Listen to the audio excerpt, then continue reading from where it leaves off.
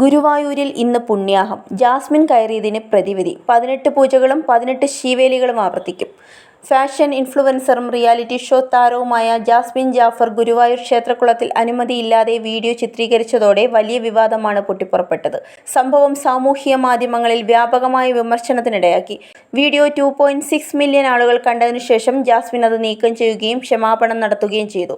താൻ ചെയ്തത് അറിവില്ലായ്മ കൊണ്ടാണെന്നും ആരെയും വേദനിപ്പിക്കാനോ ക്ഷേത്രത്തിന് അപകീർത്തിയുണ്ടാക്കാനോ ഉദ്ദേശിച്ചില്ലെന്നും അവർ വ്യക്തമാക്കി.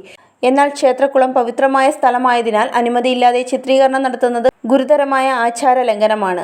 സംഭവത്തെ തുടർന്ന് ക്ഷേത്രത്തിലെ വിശുദ്ധി ഉറപ്പാക്കുന്നതിനായി പുണ്യാഹം നടത്താൻ ദേവസ്വം തീരുമാനിച്ചു. ഇന്ന് രാവിലെ മുതൽ ക്ഷേത്രത്തിൽ പുണ്യാഹം ആരംഭിച്ചു. അതോടൊപ്പം 18 പൂജകളും 18 ശീവേലികളും വീണ്ടും നടത്തും.